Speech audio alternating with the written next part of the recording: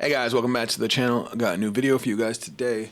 Today we're going to be doing some discussion, but we're going to be talking about a form of media and content that has been solely neglected on my channel, and that is anime.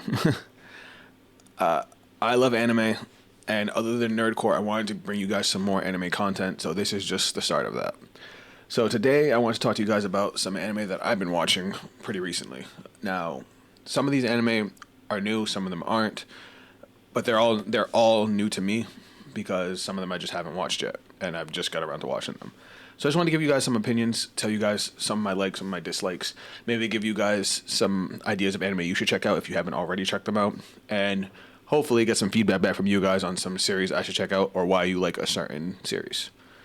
So I'm on my Crunchyroll, and I'm going to talk to you guys about some series that I've gone back and watched. We're going to start off with some ones that I didn't really like and go into ones that I liked and then ones I absolutely freaking love. So for starters, one series that I gave a serious chance and tried to like and unfortunately did not feel for at all, even though if you go back and if you look at the ratings for it, it's a very highly rated series.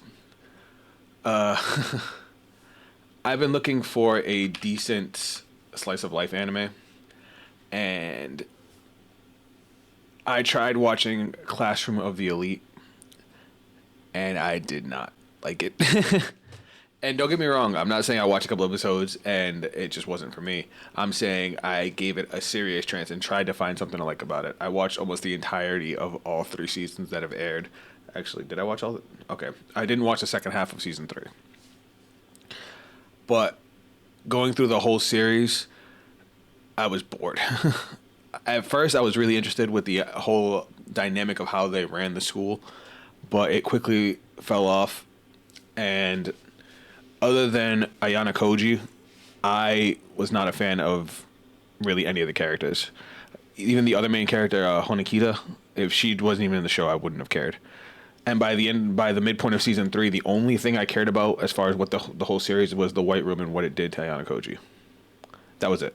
Other than that, I had no interest in the show. So, unfortunately, that one didn't do it for me.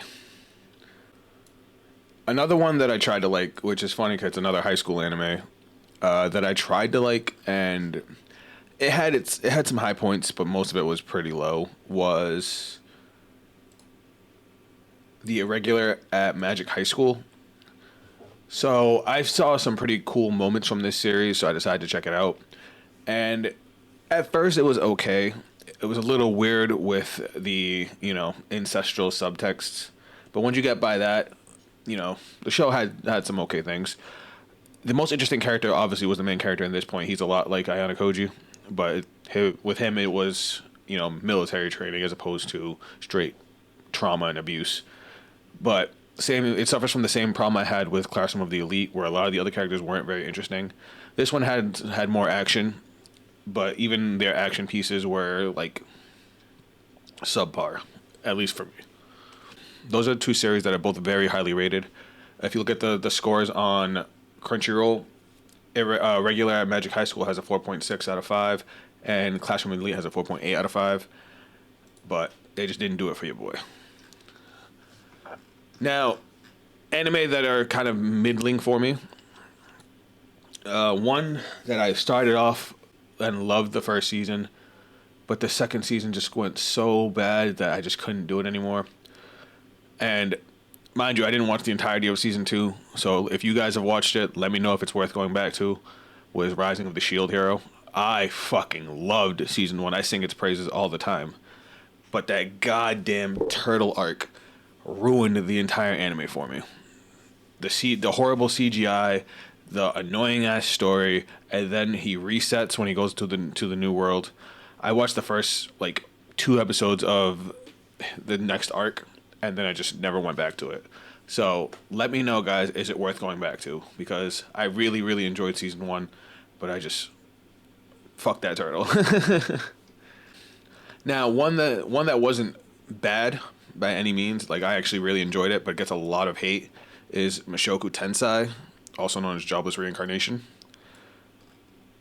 It's a very controversial show with, the fact that the main character is a total perv, and he's basically like a 30-year-old man in a kid's body because he has all the memories of when he was an adult, and he's constantly perving on every female in the series, including, you know, kids and teenagers. Not that, and he loses his virginity to his cousin. So there's a lot of issues there. But if you can get past all of that, it actually is a solid story of him growing up. Like, what would you do if you started a whole new life with all of your memories? We've all asked ourselves that question, and this is him living it in a world full of magic, using his knowledge of video games to basically become overpowered in that world. And that's the part. That's the part that really hooked me. And then there was one season. There was one episode in the beginning of the first season where you see the trauma he has from his original life because he was, you know, a recluse. He was bullied. He was in kind of an outcast. And he refuses to go outside and meet with the villagers that, you know, live in his town because of his trauma. Now, his parents think it's just because he's too young, but for him, he sees all the people that made fun of him and basically tortured him. Like, he sees himself hanging up on the front of the school, butt naked, and he just couldn't get past the trauma. And they spend the entire episode with his teacher teaching him how to overcome the trauma. And being somebody that was highly bullied and to this day still struggle with talking to people because of it, I felt that scene and was basically sold on the series from there. If you can get past all the weirdness, it's a really, really good show. It's a pretty good isekai. Another one that was really, really good for me and is brand new and still ongoing, and if you guys want a good laugh, you should check it out, is The Wrong Way to Use Healing Magic. This is another isekai with a small spin on it. Basically, it starts off the same way your typical isekai does, where, you know, two normal people are summoned to another world, and they basically are gifted magical powers and are asked to save the world. But a third person gets caught up in the summoning spell who's not supposed to be there. And that's our main character, Usato.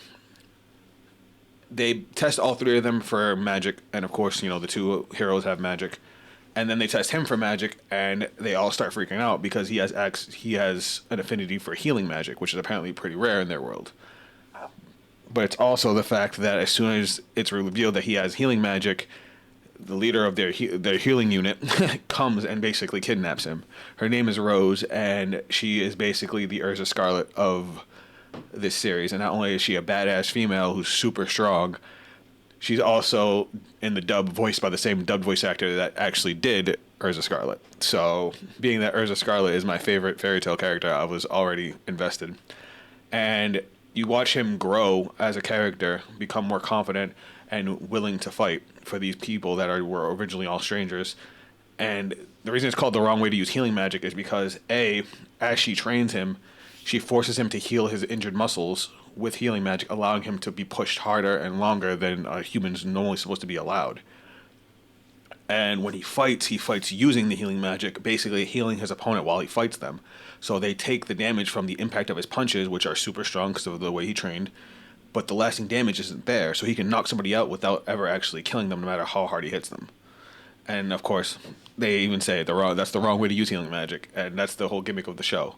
And the first season, I think, is just about to end, but it's really funny and has a lot of heart. So if you're looking for an isekai that will make you feel good, check it out. Another new anime, but this one kind of let me down. Somebody else might like it better than me, but I was kind of hurt by it, was Ninja Kamui. First off, gorgeous animation, for the most part. Some of the CGI is a little too much, but great fight choreography, good animation. The soundtrack is a banger. It's one of the best soundtracks I've heard in anime in a long time. But the storyline is so weak. It starts off really strong, you know, where you watch the main character's family. Spoiler alert, I should have said that first. You watch the main character's family get murdered, and he basically is a ninja that goes on a revenge streak. Feels very, you know, Sasuke in the Uchiha style. But eventually it just devolves into mindless violence. It reminds me a lot of Season 2 of Attack on Titan. I know I'm saying bad things about Attack on Titan is blasphemy, but I hated Season 2. In Season 2, it was just a gore fest. The only story implications we got were, you know, the reveal of the Colossal and Armored Titans. Other than that, nothing happened in Season 2. And unfortunately, that's like the entirety of Ninja Kamui up to the point that it's at. And I don't get me wrong, I've watched all of it, and I've had maybe one or two episodes that I was really invested in. The rest of it was just mindless violence. I fell asleep watching it. So that one, I had high hopes for it. Unfortunately, it let me down. Now, we're going to talk about the anime that not only are good, there's even one that highly surprised me. So I've got three series to talk about. Two of them literally changed my life, and one of them has become one of my favorite animes in the last probably like 5 to 6 years. So first off, the ones that changed my life: Solo Leveling and Blue Lock. Now, while Blue Lock is a little bit older, they've already got 2 full seasons. Season 3 is about to come out. And Solo Leveling just finished its first, well, I think it's the first half of the first season. I think they're going to do another half in October. Correct me if I'm wrong there. But Solo Leveling, its whole premise on, the mysticism, it focuses so much on Jinu's growth as a person and as a character to going from being so weak to the absolute fucking Giga Chad that he becomes. And you watch him do it. It's what they should have done with shows like SAO, where the main character is going to be overpowered, but you see how he gets there so it feels more earned. And as someone who's on a self-improvement journey like myself, seeing that motivates me to keep on trying harder. Like seeing him go through his daily quests, seeing him get the reward of, a new body, a new look, a new physique, new abilities. In my case, new skills that I learn to incorporate into my YouTube videos. Like it all just connects with me. And that's why I get so hyped watching him grow. It reminds me a lot of how I felt watching Midoriya in the first few seasons of My Hero Academia. Every time he did something new, cool, I was just like, yo, look at my boy go. And then Blue Lock, similarly, the whole concept of going against what most sports anime do, where it takes, let's work together to overcome our hardships. It becomes, I'm the best, I'm going to be the best, and I can do it on my own. Now, don't get me wrong, that sounds narcissistic, that sounds selfish, which is kind of the point of the show, but all anime is an over-dramatization of real life, so sometimes if you want to incorporate it to the real world, you got to kind of tone it down a little bit. And for me, it became, you have to be your own hype man.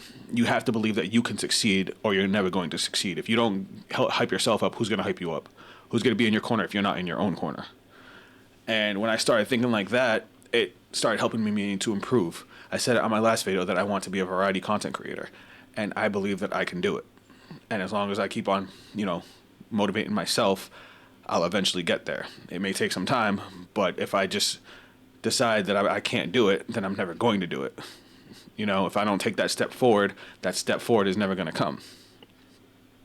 I did miss one more series that I was very surprised with, was the newest Cardfight Vanguard series. If you guys are looking for a new card game anime, Cardfight Vanguard Divines, it's the newest season of Cardfight Vanguard, and for me, at least, it's been a banger. Cardfight Vanguard has always done good with the music, but the animation, the storyline, the card mechanics, all of it is there, and all of it is solid. So I just wanted to throw that in there as another mention because I almost forgot about it. But the last anime I want to talk about, and the one that surprised me the most, and I have watched this series, this whole season on repeat because I enjoy it that much. Shangri-La Frontier. If you have heard of it and haven't watched it, please go watch it. It is awesome. All right. So what does this show have? Music. The soundtrack is great. Animation, on point, great fight choreography. The storyline, let me tell you a little bit about the storyline. So, the main character is Rakuro Hizutome. His whole thing is he is what they call a trash gamer. Sorry, I should have mentioned it's a video game anime. It's like SAO without the death, essentially. Except more fun. So the main character is a trash gamer. He likes to play the most broken, buggy, totally broken messes in all of gaming, and this takes place in the future, so everything's on VR. So he gets a kick out of beating these games that seem to be impossible because of their bugs. Eventually, he runs out of games to play, and he gets talked into by a store clerk to play a AAA game, which at the time is Shangri-La Frontier, which is the current best game in the world, and it's got I think they said 3 million active users, and it's a VR MMORPG. So we go through his entire journey, logging into the game, building his character, and we see like his first missions, the first things that his first quest that he goes on, and it's not like he's good. He's ridiculously good because he's so used to playing buggy messes. So when he has a game that actually works, it increases his skill level. But you also see him grind to level up to learn new things about the game. Some of his friends come in, and it's wild adventures from start to finish. And while I was invested in it because it's funny, I mean, he's running around in boxes and a bird mask because some stuff that happens in the anime. Again, I'll let you watch it. I don't want to spoil too much of that. But there's one point where he actually like they make a party to go on an actual raid, and the way they're talking about video game mechanics, skills, leveling, boss strategies, attack patterns, like. Being that I play an MMO with Final Fantasy 14, it made me want to stop watching the anime to go jump and play 14. Not because I wasn't entertained by the anime, but because they nailed the feeling of being in an MMO. And then even during the actual raid, the boss fight, he starts fighting the boss one-on-one, and on the side, his teammates are watching, and one of his friends, who's a pro gamer, is sitting there trying to memorize the boss's attack patterns. So that way when he joins the fight, he knows what to expect. And you actually watch it. If you've ever watched prog of a fight in an MMO, they try to learn out and map out, what the boss is going to do before they do it, so that way they know how to respond. And it just gave me such a great feeling of being an MMO player watching this anime. And then it also has a storyline hidden behind the world that they're just now exploring to. Like the whole first season has nothing to do with the world story. Like you get a little sprinkle of it at the end, and it was just good gaming the whole time. And then on top of that, the fights are amazing. The animation, it's got great comedy and great voice acting both in the sub and the dub. It's just a top tier show, and it needs more attention. So if you haven't watched Shangri-La Frontier, especially if you're a gamer, go check it out. You will love it. But anyway, guys, that's it for the video. Just wanted to talk a little bit about some anime. It's definitely something I haven't done too much on the channel, but I want to do more of. I've got ideas for versus videos if you guys want to hear some of that. I've got more discussion about anime. If you guys have recommendations that you think I should check out, I'm looking for a good slice of life anime that really can get me invested. I really like anime with strong stories and characters. And I'm also looking for a romance anime. Me and my girl want to watch one. We haven't really watched a romance anime in a while. And let me know your top picks for a soul-crushing anime. I need something that's going to make me want to cry. Put all that down in the comments, and let me know what you guys think of my takes on these anime down in the comments. If you think I didn't see something the right way that maybe could change my perspective on it, let me know down in the comments. And I appreciate you guys for all your support, and thanks for all the support you guys have put on all my videos. My channel's been exploding this month. Lastly, if you guys want to check me out on social media, those links are also down below. That is it from me, and I'll catch you guys on the next video. Later.